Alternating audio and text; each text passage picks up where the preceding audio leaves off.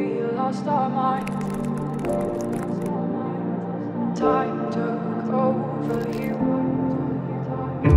In 2019, the bleaching event destroyed 50% of all corals in French Polynesia. Today, a new organism thrives where the corals once lived and flourished. What was once a vibrant coral reef with an abundance of marine life now resembles an underwater graveyard. This organism is called algae and has spread and overgrown the dead coral skeletons. The microalgae are always present, even in healthy reef. Like you have coral, you have fish, you have microalgae. I would say it's the main component of the reef. But the microalgae is kind of controlled naturally by some organism that will eat them. And that could be fish, like the parrotfish, that could be sea urchin. And the problem is overfishing. They are not enough to kind of clean the reef. The battle between coral and microalgae, the microalgae are winning, and year after year, we lose coral cover, like almost 10% per year. Since then, scientists have thought about how to address this devastating situation. In 2020, an idea emerged.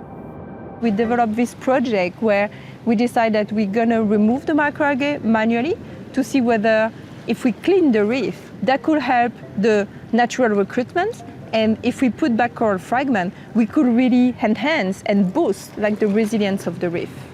The restoration team of the French Marine Institute CRIOB in Moria translated this idea into action by meticulously cleaning 9 squares of a 36 square meters coral reef area by hand, liberating it from detrimental algae.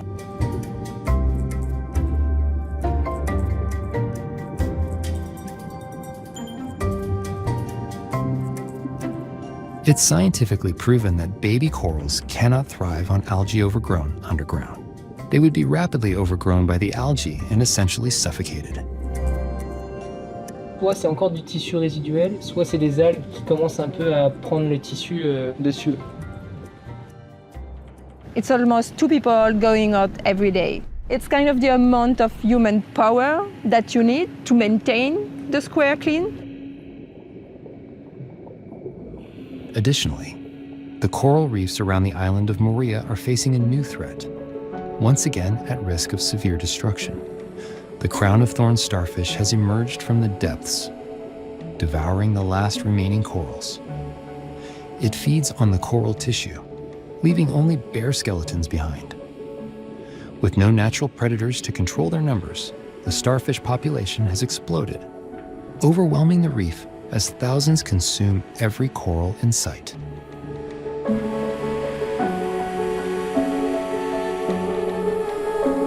Right now, the reef is so stressed by the bleaching, the local pollution, that when they arrive, they could destroy the reef in few years. And so if we don't do nothing, the resilience will be completely lost. And we could see that when we put back coral fragments, the crown of thorns arrive and they eat the fragments.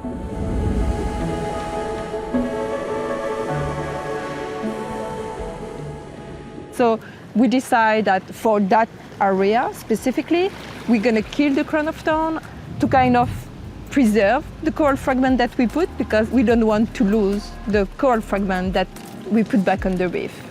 The team uses the same method developed in Australia to combat the outbreak on the Great Barrier Reef.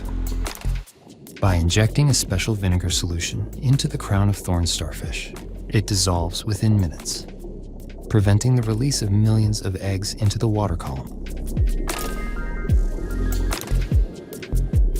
To save time cleaning the restoration site, the team mimicked the effects of a cyclone by removing all the dead coral from the reef. We could see that for cleaning, it's way easier because the microalgae don't have all that space available to attach. When you go on the square, it's like a cyclone arrive because it's flat.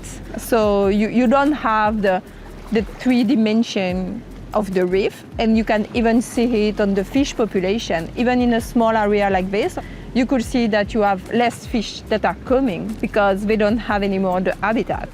And it's also the reason why we put camera on the reef to look at the behavior of the fish. So I think it's really a trade-off that you have to find. By the end, it's a win-win because once you get back your colony, the fish will come back.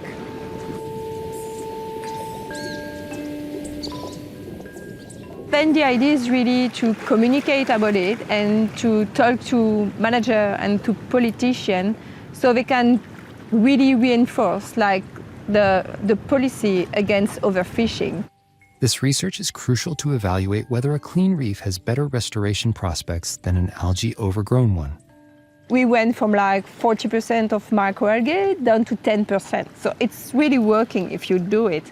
In terms of economy, I will say right now, it's not feasible at big scale, but the idea of that project is to demonstrate that if we clean the reef, then the restoration could be more efficient. And on the other side, we have a project where we are rearing sea urchin because we are natural herbivory of the reef. So if we can demonstrate that cleaning the reef helps the resilience, then the idea is to develop biocontrol and potentially with sea urchin. We don't really see like yet, I will say, on the coral fragment, like a positive impact. The only positive impact that we could see is on the recruitment. To assess the effectiveness of the cleaning efforts, scientists attach special coral recruitment substrates, small square ceramic plates, and collect them several months after the coral reproduction phase.